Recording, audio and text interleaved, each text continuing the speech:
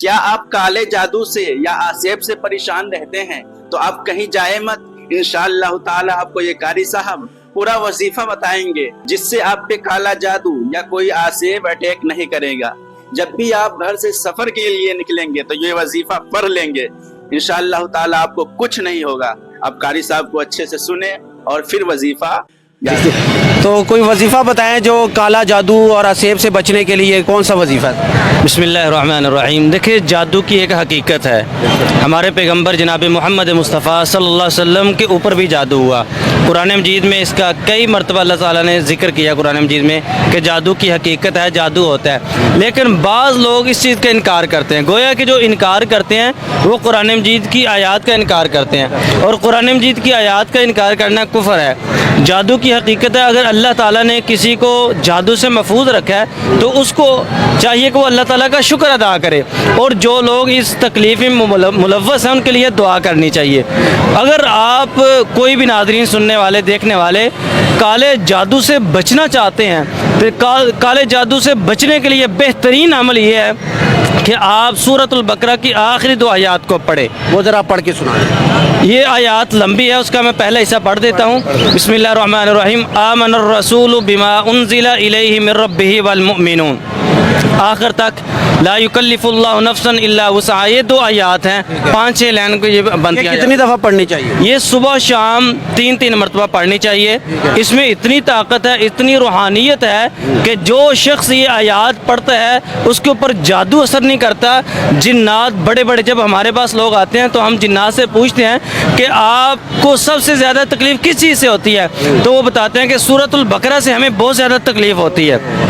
تو جنات اس کے اوپر کوئی حملہ نہیں کر سکتے، اس کو کوئی نقصان نہیں پہنچا سکتے، تو اس کو پڑھنا چاہیے، زندگی کا معمول بنانا چاہیے۔ بلکہ اللہ کے نبی علیہ الصلوۃ والسلام کی حدیث ہے کہ جس گھر میں، بعض اوقات یہ بھی ہوتا ہے کہ گھروں میں جادو کے اثرات ہوتے ہیں، جنات کے اثرات ہوتے ہیں، گھروں میں خون یا پانی کے چھینٹے آتے ہیں، تو اللہ کے نبی علیہ الصلوۃ والسلام نے فرمایا کہ جس گھر میں سورۃ البقرہ کی آخری 2 آیات 3 دن تک پڑھی جاتی ہیں، فرمایا کہ وہاں سے ہر قسم کے جنات شیاطین کے اثرات ختم ہو جاتے ہیں، بھاگ جاتے ہیں۔ بھاگ جاتے ہیں، بالکل۔ سورۃ البقرہ میں اتنی روحانیت ہے، اتنی پاور ہے۔ اللہ کے نبی علیہ الصلوۃ والسلام نے فرمایا کہ جس نے سورۃ البقرہ کو پڑھا اس نے گویا کہ ہر قسم کی خیر اور برکت کو حاصل کر لیا، اور جو اس کی خیر و برکت سے محروم ہو گیا گویا کہ وہ ہر قسم کی خیر و برکت سے محروم ہو۔ یہ خواتین کو بھی سب کو مطلب کہ پڑھنی چاہیے؟ بالکل، سورۃ البقرہ کی آخری 2 آیات کا معمول ہونا چاہیے، لیکن اصل میں مسئلہ یہ ہے کہ لوگ شارٹ کٹ ڈھونڈتے ہیں، وہ یہ چاہتے ہیں کہ ہمیں پڑھنا نہ پڑے، ہمیں کچھ ایسا تعویذ کڑا چلا دھاگا بابا دے دے بس، اور اس کو ہم پیسے دے دیں، اسی چیز کے اوپر لوگ مطمئن ہو جاتے ہیں۔ پھر بعض اوقات کہتے ہیں کہ ہمارے ساتھ فراڈ ہو گیا، فلاں بابے نے اتنے پیسے لے لیے۔ ہمیں فون کر کے کہتے ہیں کہ حساب لگوانا ہے۔ او بھائی، کس چیز کا حساب لگوانا ہے؟ یہ حساب لگانا ٹھیک ہے؟ حساب لگانا اور جو حساب لگاتے ہیں یہ بالکل قرآن و سنت کی مخالفت کرتے ہیں اور کفر کرتے ہیں۔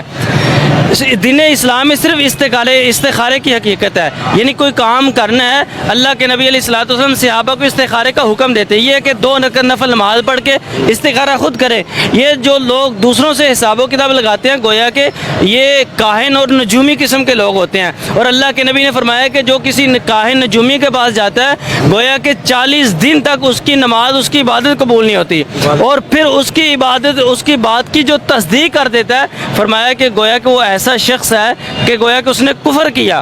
جو شریعت اللہ تعالیٰ نے میرے اوپر نازل کی ہے گویا کہ اس نے اس چیز کا انکار کر دیا۔ تو حساب و کتاب کا طریقہ جو ہے اسلام کے بالکل مخالف ہے۔ نماز کی پابندی کریں، صبح شام کے اذکار کی پابندی کریں، سورۃ البقرہ کی آخری 2 آیات کو پڑھیں۔ آپ کو حساب و کتاب لگانے کی ضرورت نہیں ہے، آپ کو کڑے چھلے دھاگے تعویذ پہننے کی ضرورت نہیں ہے۔ یہ ایسی کتاب ہے، اللہ فرماتے ہیں کہ اگر پہاڑوں کے اوپر نازل کر دوں تو پہاڑ ریزہ ریزہ ہو جائے، تو جنات اس کا مقابلہ نہیں کر سکتے، جادو اس کا مقابلہ نہیں کر سکتا۔ اللہ نے پاورفل کتاب انسان کو دی ہے، اشرف المخلوقات کو دی ہے، یہ پھر در در پہ جا کے رول رہے ہیں، ٹوکرے کھا رہے ہیں، در در کے ٹوکرے کھا رہے ہیں۔ بالکل ایسے۔ بہت شکریہ۔ سورۃ البقرہ کی آخری 2 آیات جو قاری صاحب نے سنائی بھی ہیں اور بتائی بھی ہیں، اس کو پکڑ لیں اور روزانہ اس کو اپنے ڈیلی کی روٹین بنا لیں۔ نماز پڑھیں, صبح فجر کی نماز قضا مت کریں. جو صبح فجر کی نماز اگر آپ پڑھ لیں گے نا تو جو باقی کی 4 نمازیں ہیں نا وہ خود آپ کے پاس آئیں گی. ایسا ہی ہے قاری صاحب؟ بالکل ایسے ہے, بلکہ جو فجر کی نماز پڑھتا ہے وہ ہر قسم کے جادو سے محفوظ رہتا ہے. اللہ کے نبی نے فرمایا من صلی الصبح فهو فی ذمۃ اللہ, جو فجر کی نماز پڑھتا ہے وہ اللہ کی حفاظت میں آ جاتا ہے.